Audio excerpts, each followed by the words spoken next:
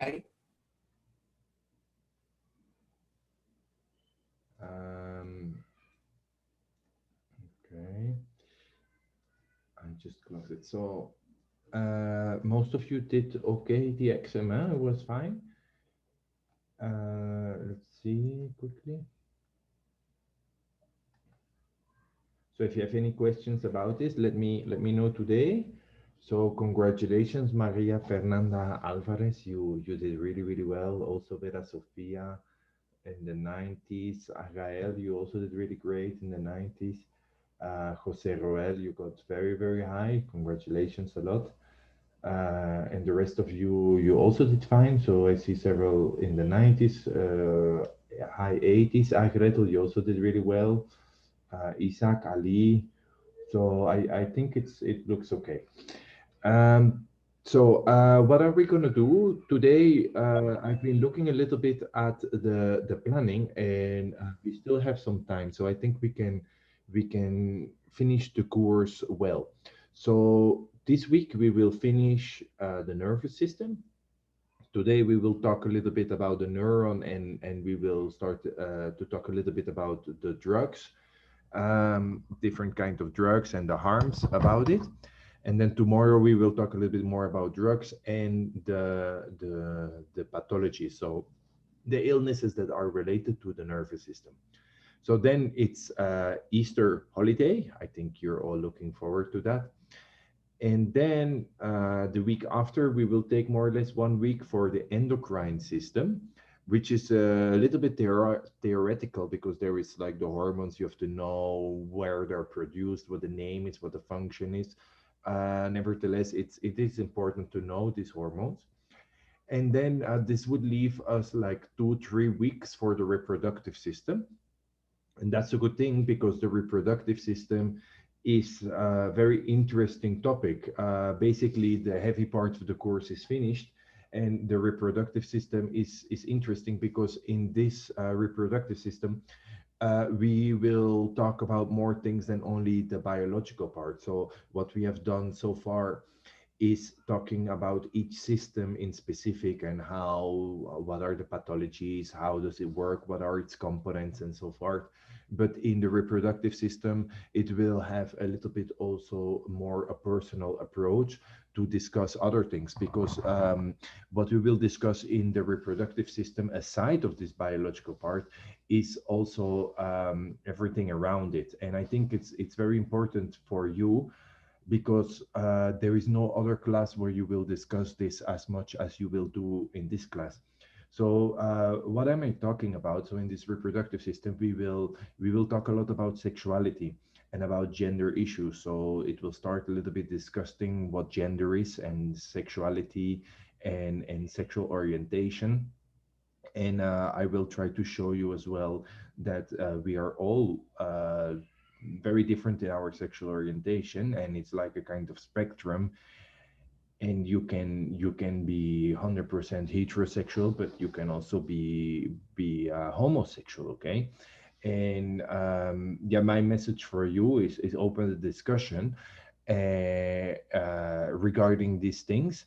But I also believe that at least my message is to show you why it in fact doesn't matter, and why it's in fact completely normal to have this spectrum and different sexual orientations. So it would be nice to talk about that. And then in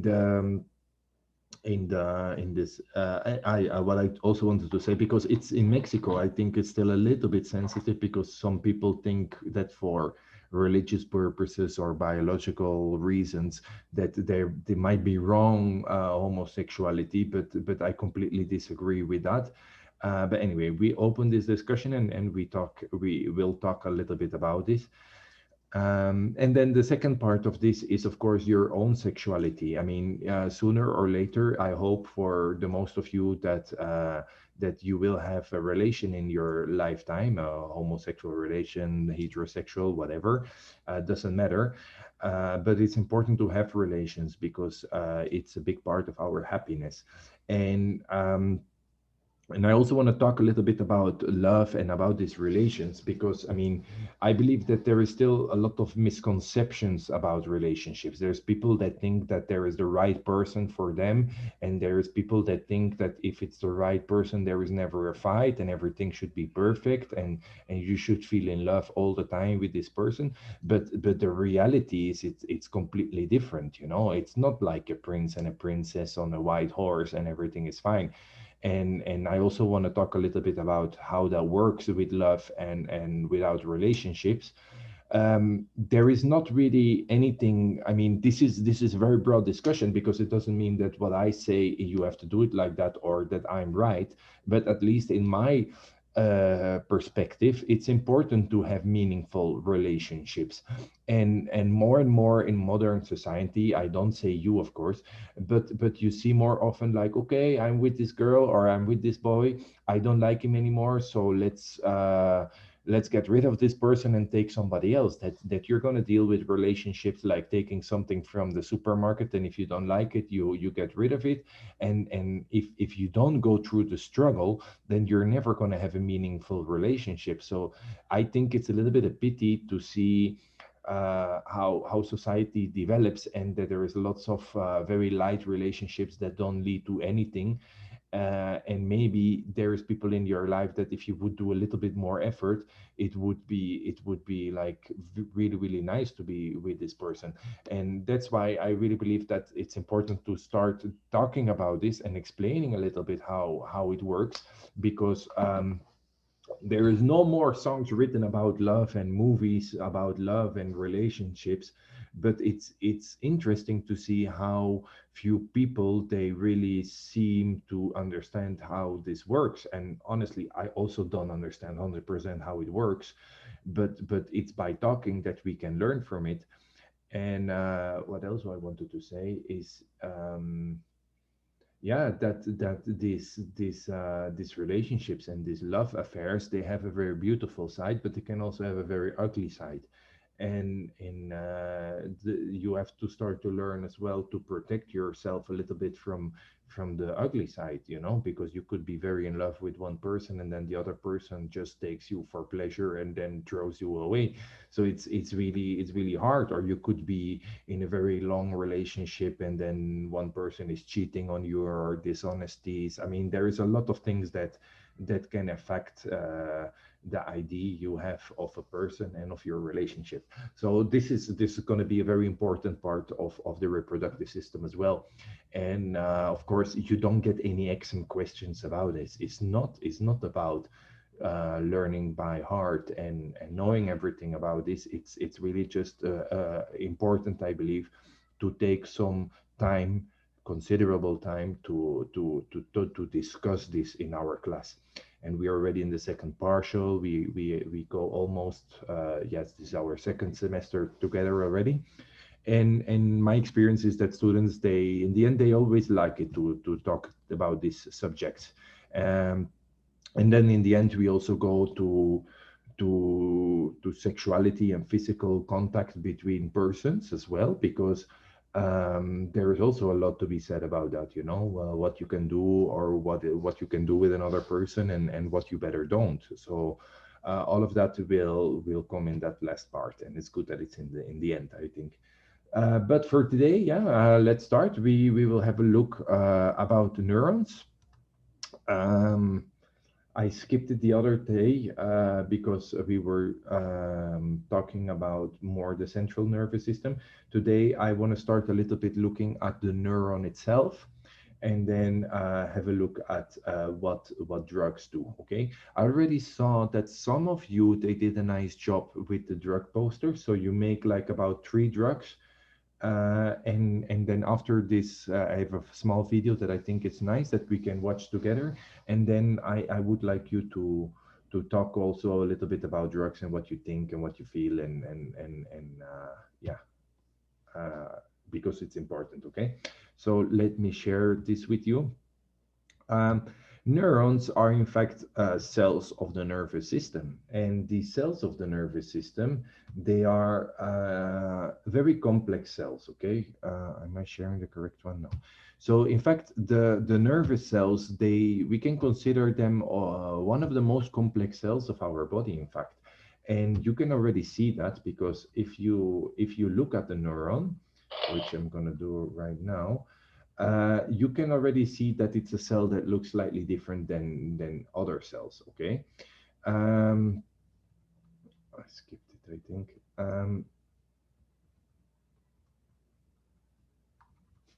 I don't find it.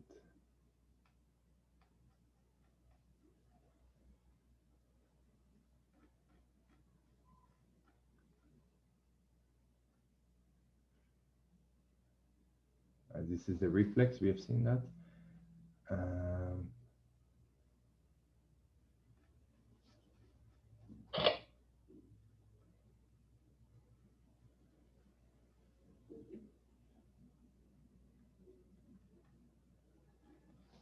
it's weird. I deleted it by accident or something.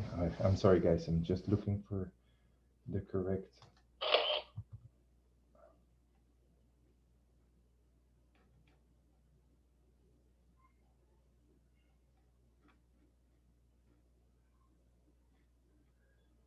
Okay. Yeah, it's further back. So here it is. Okay, can you see it now? Yes. Okay, thanks, Gael. So a neuron looks indeed a little bit more different than other cells that we are used to. And you can see that the cell body is what we call the soma. And then around that, you can see like dendrites and like an octopus, like tentacles coming out of that cell. And the two things you have to know is that there's two types of those tentacles. I mean, two parts, let's say. We have the dendrites and we have the axon, okay? We have about 4 billion nerve cells only in the brain itself. So we have a lot of cells. And to give you an idea about these nerve cells, if you have here a transversal cut of a hair, this would be a hair which is about 100 micrometers. Um, so this is 100 micrometers is 1/10 of a millimeter. Okay, so it's 1 millimeter cut into 10 pieces. Then you have 100 micrometer. That's the size of a hair. And if you even take 1/10 of that, you have a neuron which is about 10 micrometers. But at the same time, they can be super small cells, but on the other hand, they can be really big. So neurons, they can even be several centimeters long. The longest they go is one cell that could be like 20, 30 centimeters long that goes to our spinal cord. And we have neurons that are really, really small, like this one in our brain and other parts of the body. So they can be really long and they can be really small. Okay, so it makes them already a little bit special. If you see to on this schematical drawing, so this is the soma or the cell body. This is where you have the nucleus and the Golgi apparatus and the mitochondria and all of that. And then you have the dendrites, which are the arms of the octopus, let's say, like the things that come out. And the axon is a bit longer and a bit thicker. And basically what's the difference is that dendrites, they receive the signals from other neurons, okay? And the axon is the one that sends it to receptors, to other glands or to other neurons. So the dendrites, they send the signal to the cell body, and the axons, they send it away, okay? And that neuron is even a little bit more special because it needs help from some other things in order to function properly. In fact, signals from our nervous system, they are electrochemical signals. Okay, you can compare it a little bit with electricity, but it's not electrons. It is ions like potassium, sodium, and chlor that sends a signal. Okay, we're not going to see that into detail, but that generates the signal that goes over those dendrites and axons. This is what transfers the message. In fact, this is an electrochemical signal.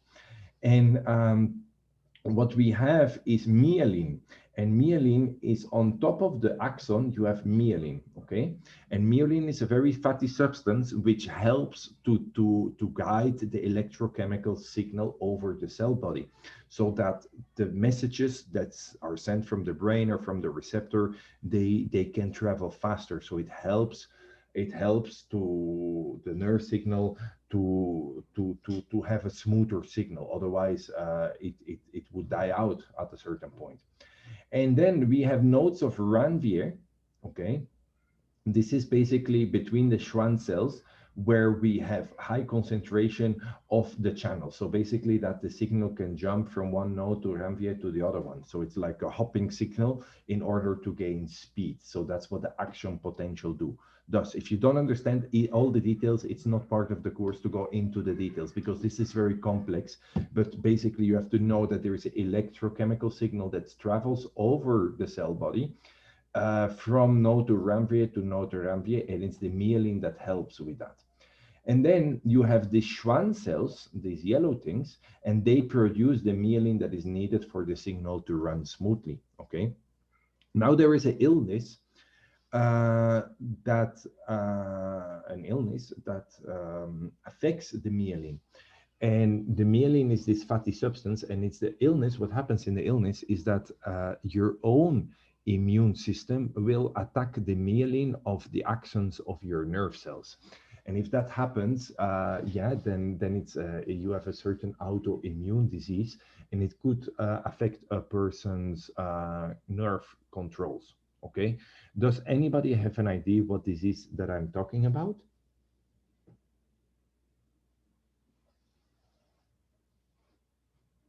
No. No? Well, the disease is called multiple sclerosis, and multiple sclerosis is in fact an illness where the myelin is attacked by your own white blood cells. And my sister was diagnosed with this illness about 10 years ago, more or less. And it's a very ugly disease. There's different grades of the illness. And when that happens, basically people, they have disturbances in their movements, and everything becomes more complex. It's not as bad as the disease that had Stephen Hawkins. That's more a motor neuron disease, but still, multiple sclerosis is an illness that affects especially white people that live in the north, according to the statistics. It affects more women than men. About two-thirds is men, and about one-third is women. But when men get it, they usually have the more aggressive form. So my sister has. I was very devastated when we heard about the diagnosis, and we took a trip to Cuba to digest it a little bit. And my sister, in fact, she's fine. She got immediately good medication, and if you wouldn't know that she's sick, you wouldn't see it. But still, she has to take medicines, and one of those medicines is called interferon beta, which is a medicine that blocks the white blood cells attacking those that myelin. But it has some side effects, and now so she used to suffer a little bit from those injections, because in the beginning there used to be injections every 2 days that she had to get, and it would leave like a mark on her legs or her arms, which was very uncomfortable and painful. But the medical world is progressing quite fast, and fortunately now they have changed this kind of treatment from an injection, which was painful, to something you could take in the form of a pill orally, and this has improved the quality a little bit. Moreover, the medicine that she takes, it's working quite well. My sister's really fine. She's happy. She can do her job. She looks perfectly okay. And I'm even very positive about the future, because there is a lot of research going on, and maybe hopefully in her lifetime or our lifetime, there will be a more a better cure than we even have now. So that would be nice for her. And that's in fact the illness that affects the neurons. Okay. If you have a very aggressive form of multiple sclerosis, then you could get spasms. You would be tired all the time. You could even end up in a wheelchair, and it's a very nasty disease because it's degenerative, which means that it becomes worse and worse and worse if you don't take treatment. And then in the end, it is very uncomfortable living with this illness. So the type of neurons we have seen that already. We have the sensory neurons that send signal to the brain. We call that also afferent neurons. So they send the signal towards the central nervous system. It's the spinal column and the brain, of course, the nervous system. And then we have the motor neurons, which send the signal to the muscles or the glands, which send away from the central nervous system. And then we have the third type of neurons, which we call the interneurons, which we find in our spinal column and our brain. Okay, so the brain, we have seen that a little bit. Where the different neurons connect, we call that a synapse. Okay, and a synapse is basically, yeah, we have seen that. So I'm going a little bit faster. So a synapse is this. You have one neuron connecting to another neuron, and the neuron sends a signal with an electrochemical message. But when a neuron is connected to another neuron, the electrochemical message, they cannot travel anymore. So basically what happens is you get the synapse. And the synapse is basically where the signal triggers a chemical response. And this chemical response activates the other neuron on the other side. And here I'm talking about neurotransmitters. You definitely have heard of neurotransmitters. We have neurotransmitters that have a positive effect. We have that upregulate things, and we have neurotransmitters that downregulate things. And it even starts in our brain. Yeah? So things that you have heard of, like acetylcholine, dopamine, these kind of things, they are neurotransmitters. Okay, here you can see like a little image of how the signal travels. You don't have to know that, it's too complex, but it's just to show you that our signals in our neuron, so here you have the neuron, that it works with ions, you know, like chemical messengers, which is sodium, chlorine, and potassium. And it works with protein channels, and they travel on top of the protein channel. Think about it as, for instance, think about it as the electron transport chain. You know, it's also a signal that travels from protein to protein. It's not the same thing, but it works in the same sense with gradients and with higher concentration on one side and lower concentration on the other side. This goes incredibly fast, and that's how a signal can travel. So basically, action potentials, they travel on the axon and on the dendrites. And then here, when two neurons connect, then is what we call a synapse, okay? And where the neurotransmitter is released is the synaptic cleft. What is a neurotransmitter? Basically, it's just a chemical that is released in a synaptic cleft, and it's gonna activate receptors on the other side, and then you get a new action potential. So it's just to send the signal over different neurons throughout the body, okay? Here you have, we talk about this a little bit tomorrow, still, but these neurotransmitters acetylcholine, dopamine, ephedrine, noradrenaline, glutamate, they're all different kind of neurotransmitters. You don't have to know that, okay? This is not something I'm going to ask you where they are located and what the major functions are, because it's beyond the scope of the course. But it's just the thing that is important, because when we talk about drugs, a lot of drugs, they activate the release of these neurotransmitters. And think about dopamine, think about norepinephrine, which gives a pleasurable feeling, or it can shut down other neurotransmitters like endorphins, or activate them, which basically creates this kind of addictions. And now we talk about drugs. I'm going to show you a small video about it, because that's what we planned. In fact, and then I would like to discuss with you a little bit about drugs. Okay, so let's have a look about this. It's a Kurzgesagt movie.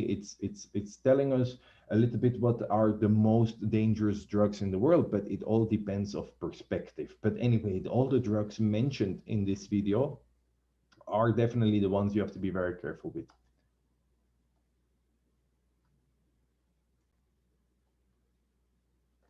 Drug overdose has been on the rise in the US with a 2.2-fold increase from 2002 to 2015.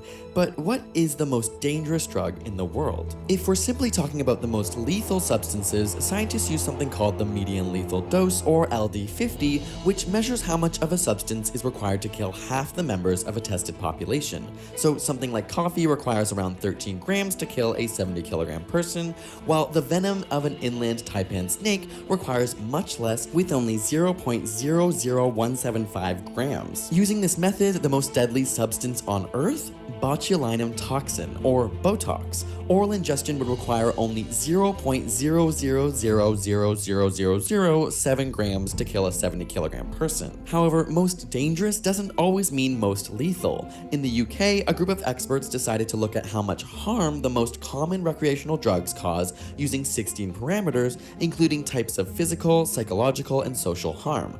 For example, a drug may cause physical damage but not be lethal. It could cause you to become completely dependent. It can be more likely to cause loss of relationships or decreased mental functioning, and these are all forms of harm.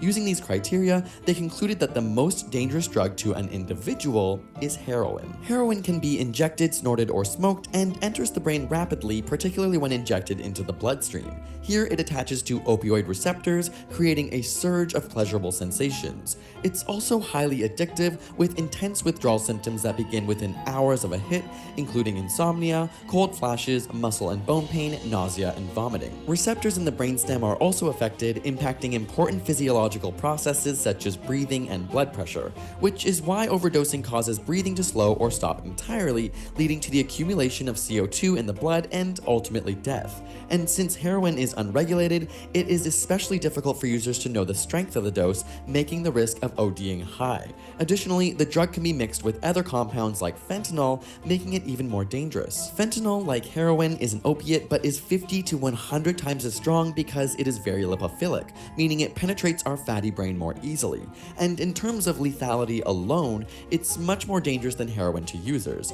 It was initially used as a prescription pain reliever, but because of its addictiveness, it was mostly used in end-of-life cases. It has since emerged as a recreational drug where the number of reported fentanyl-related overdoses has increased 7 times from 2012 to 2014 in the US and continues to see more widespread use worldwide. But there is an even more dangerous drug. Though crack cocaine and methamphetamine top the list of harm to an individual just after heroin, finding the most dangerous drug overall involves studying 20 different popular drugs and also looking at the harm they place on others. This includes the physical and psychological harm, crime, degradation to families and communities, and economic costs. And in the end, it turns out the most dangerous drug in the world is alcohol. To ensure this wasn't simply a UK phenomenon, a European group attempted the same process, putting more emphasis on individual harm and less on economic harm, and even with the different weightings, the two groups found largely the same result. A large contributor to the danger of alcohol is its wide use. The majority of the world does drink, and drink a lot, with an average of 17 liters of pure alcohol consumed per person per year. The World Health Organization found 3.3 million deaths worldwide were caused by dangerous alcohol consumption in 2012, meaning alcohol kills one person every 10 seconds. But experts don't recommend a prohibition stance on alcohol. By all accounts, the war on drugs has been deemed a failure, and nations who have stepped away from hardline policies and implemented decriminalization, harm reduction, and education have seen significant declines of drug abuse. If you'd like to learn more about the failure of the war on drugs, check out In a Nutshell's video, who so brilliantly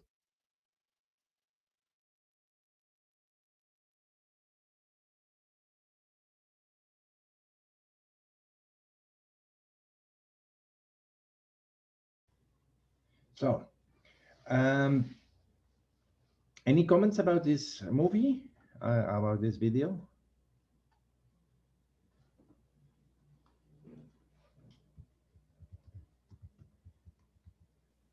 I have a question, teacher. Uh-huh. What exactly are drugs? Like just any chemical component? Um, Good question. In fact, drugs is everything. It could be any chemical component.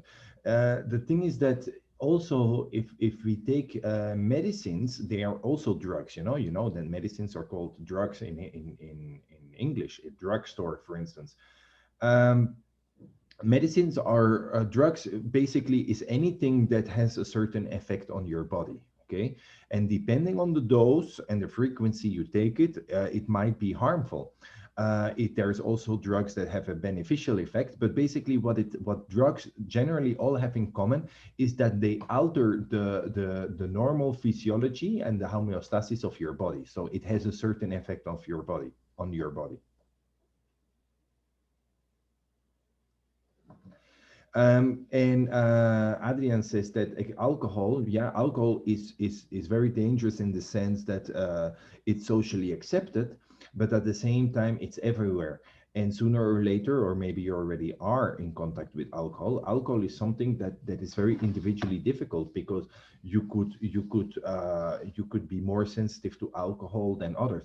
For instance, I'm a person. I do drink alcohol now and then, but I am aware that I'm very sensitive to alcohol. If I drink too much, I really, really feel bad. So I don't do that anymore because it feels horrible. My body, even if I'm tall, I'm not very big, but I'm quite skinny. But alcohol affects me in a strong way because if I drink too much, I really feel that it's hurting my body. So that's why I try to be very careful with it. And I've never been a very big drinker. I've always been very careful with it, always dosing it quite correctly.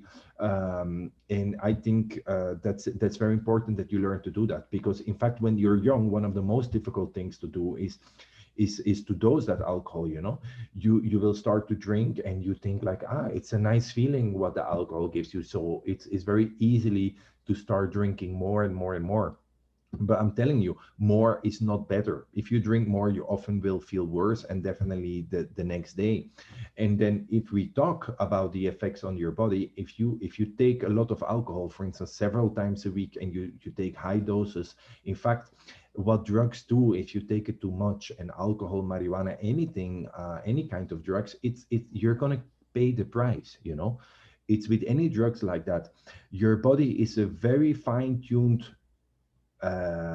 organism, and if you destroy your homeostasis, if you bring things out of balance, then there is a price to pay. If you drink too much alcohol, then your liver is going to be affected, your heart can be affected, your kidney can be affected, it's killing your brain cells.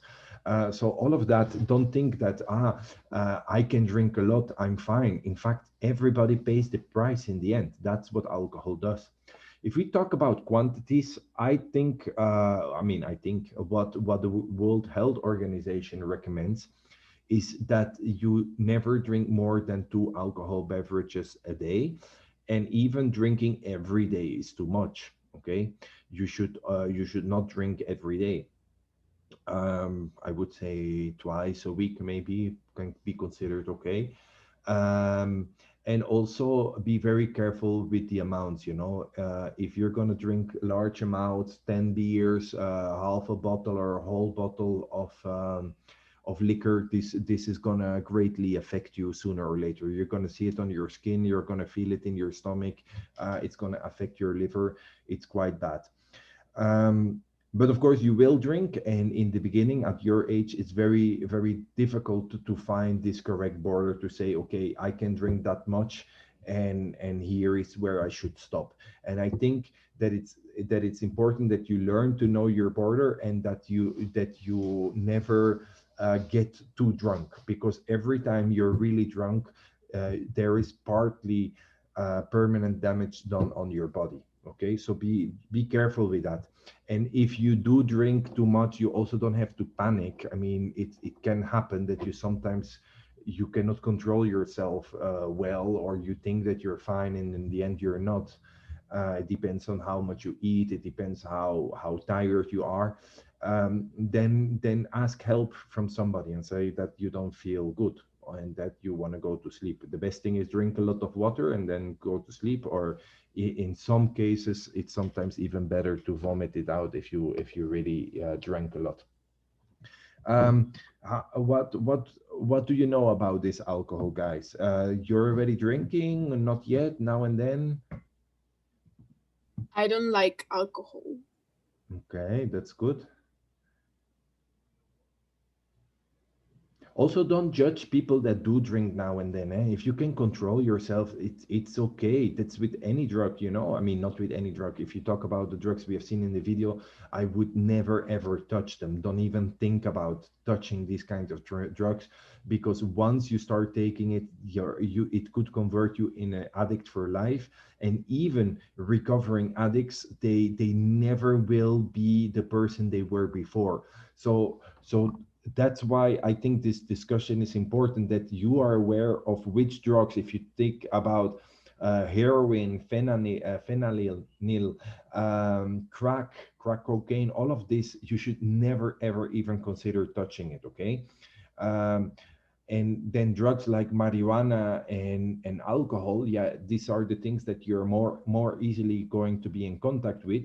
But these are the things that, in fact, if you do it well, and if you're if you're true to yourself, and you really control yourself from the beginning, then these are drugs that you could live with, and they don't affect you in such a harmful way.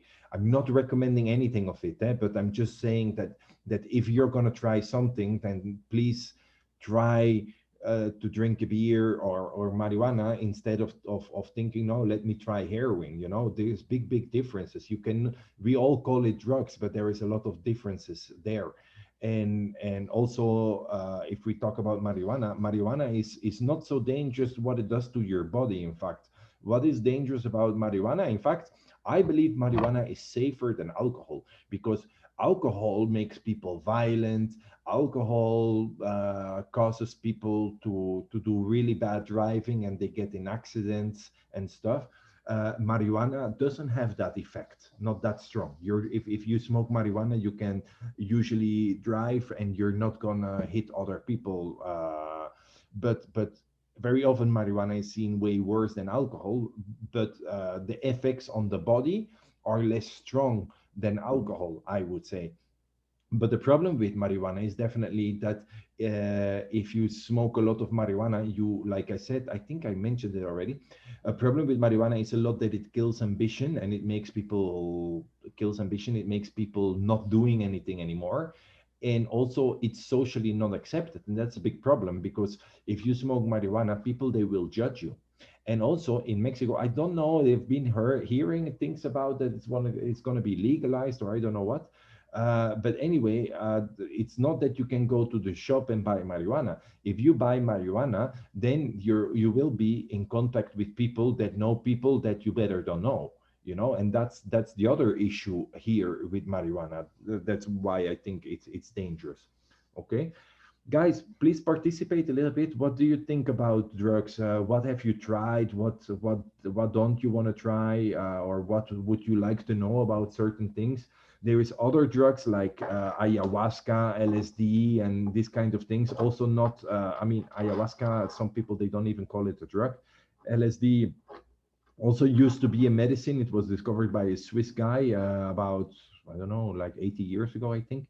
It also used to be a medicine. LSD is not as addictive. It's not, in fact, it's not addictive in the sense of heroin. So there's a lot of different kinds of drugs. But yeah, I would like to talk about this. So Adrian is asking, what is the damage of LSD? Well, the danger of LSD is really that it's what we call a psychotrope drug. You know, it generates a lot of hallucinating things. You know, LSD is something that is very visual. So if you would take it in public, you're going to see things that are not there. So in that sense, if you're not aware of what you're taking, then LSD can be very dangerous, because you will see colors moving into each other. You will see things exaggerated and things smaller. It's very visual. It's very hallucinogenic. So in that sense, it's a little bit dangerous, especially if you're in public or you're going to drive or whatever. But it's not that addictive. You know, it's not if you take LSD that tomorrow you say, I want to take LSD again. It's something completely different. But of course, it has a very profound effect on your brain, and a very visual and hallucinating effect. Um, and that's why it could affect your nerves. It could bring people into paranoid. It could make people extremely afraid. So it's not that safe, in that sense. And also, very small doses of LSD can already generate a very big effect. And because it's not regulated or anything, it's really tricky that if you're going to take it, that it could even you could be even overdosed, and it could have very nefast effects. But it was discovered by this Swiss guy Albert Hoffman in 33, and yeah, it's dangerous if you take too much of it. It could be quite dangerous indeed.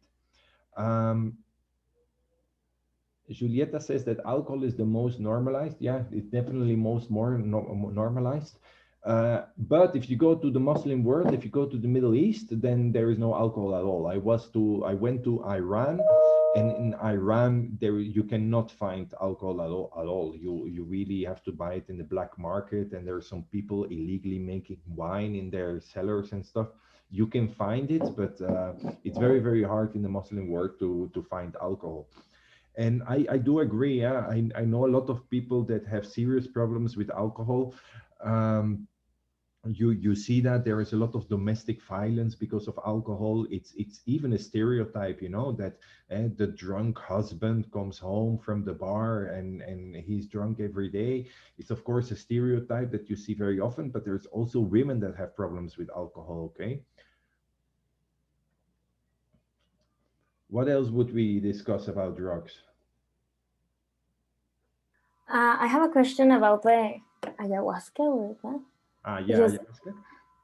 I've heard that people use it more like a spirit thing or something, spiritual thing Yeah, or in something like fact, that. in fact, Julieta, I can admit that I tried it twice. Before I came to Mexico, I was living for 2 years in Latin America, and I always had the curiosity to know why the people of the jungle they took ayahuasca, and yeah, I decided with my wife girlfriend to try it. With my sister as well. My sister also participated with her boyfriend, and we went to a shaman in the jungle, and we tried it.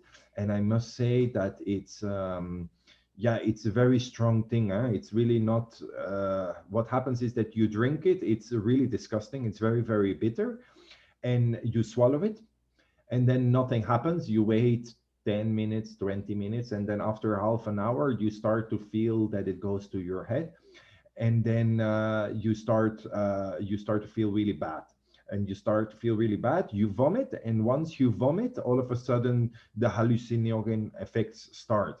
And it's quite intense. In fact, it's the most intense thing I've done, because you it's very difficult to communicate with anybody. It's for certain people even difficult to walk. You don't want to move. You're just in a spiritual trip in your head. You see a lot of colors. You see all the sounds, and the colors you hear, they're magnified. And what happens basically is that you start thinking about stuff that happens in your life, and you're going to think about what you did good and what you did bad. It's very profound, and I do understand why they call it not a drug in the jungle. They call it more a medicine, because it's a very strong confrontation with yourself. It is indeed very spiritual, and yeah, I was highly impacted by it. It takes about 4 to 6 hours, more or less, and then afterwards you're perfectly fine. You're just tired and hungry, but you don't feel bad. That's also nice. And yeah, my experience was it was okay. I felt it really strong, but if you take your preparations, it's fine. And um, and I do think that there is more to it. I do think that ayahuasca is something that could be used to help people. I truly believe it's completely natural. In fact, ayahuasca, what it is, it's in the jungle. You have these lians. It's plants with roots that grow in the jungle, and basically you cut it and then you cook it. You put some. They add certain leaves. I don't exactly know what it is, and you take it as a kind. They do a little bit, smash it, and then you drink it like a tea, more or less. And yeah, in fact, I'm not recommending it, guys. I'm just saying that this is something that I did, and I honestly don't consider it really as a drug. I really was curious for everything I read about it, and that they use it uh, to get signals from what they should do and what to do with their lives. And honestly, I was quite impacted with it, and I believe that indeed this could be used for positive purposes for certain people. Yeah, because it's very spiritual, it's very intense, and it really makes you reflect about things. It's not fun in the sense like, let me enjoy the trip. No, what happens really is that it's everything is in your head, and you start thinking about the past, about the future, what you should do, if you're treating the people right around you or not. It's that intense, and that's what makes it for me a little bit special. And I wouldn't consider it as a drug, as a pleasure drug, just to take it for fun, because it's nothing like that. Even it's not even fun to take it. When you take it, it's you suffer a little bit because it gives you diarrhea, it gives you vomiting, and it's the spiritual trip that you have yourself that gives you the result. Yes. Any more questions?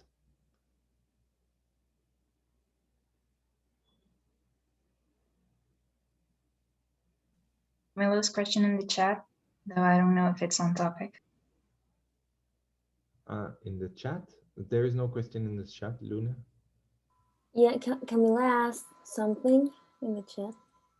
Yeah, of course.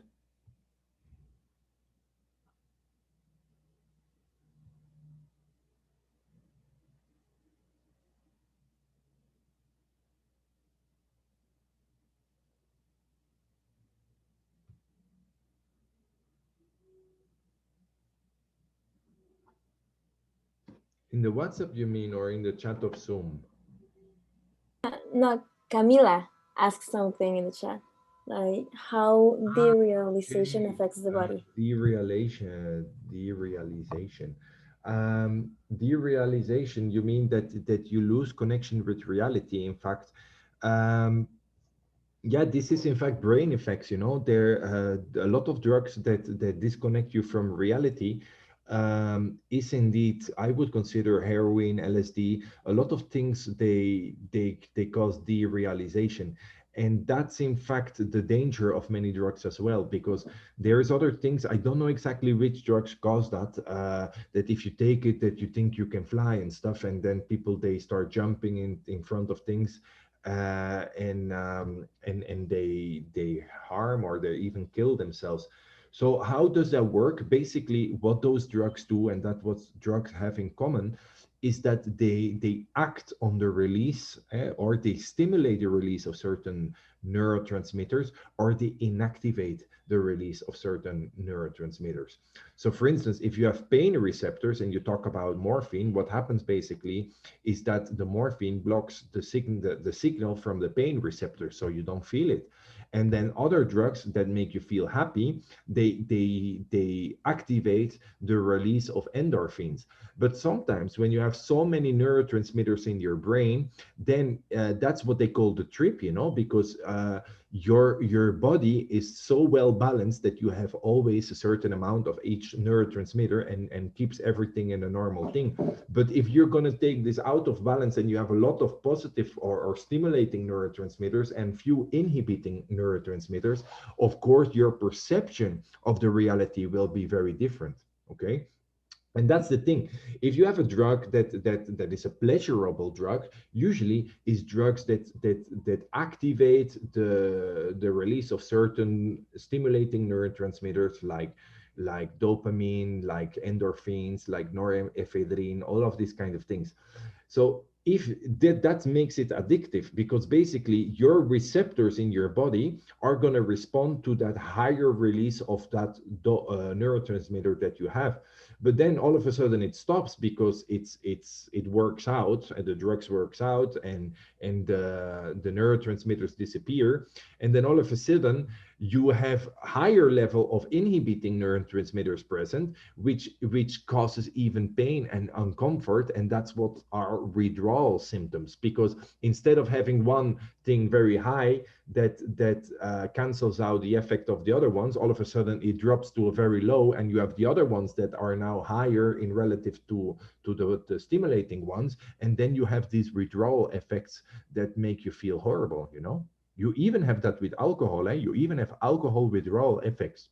They even call that, for instance, you go to a party, you had a great time, you drank a lot, you were a little bit drunk, but the next morning, what happens is, they have even a name for it, they call it post-party depression. It's because there is no more alcohol in your body, the alcohol worked out, and all of a sudden you feel tired, you feel pain because you fell, and you feel even melancholic and emotional, just because the activating effect of the alcohol is gone now, and now it's just the compensating other effect that is there, you know. And that generates typically this after party depressions. It's not a depression, but it's like bad feelings after party and stuff. Guys, I see it's time, so let's round up here. Please think about more questions. We can more talk about this tomorrow. And then, yeah, we'll see each other tomorrow, okay, for our last lesson before the holidays, okay? Thank you. Sale, profe. Okay. Have a nice afternoon. Bye-bye. Thank you. Bye. Bye. Thank you. Bye.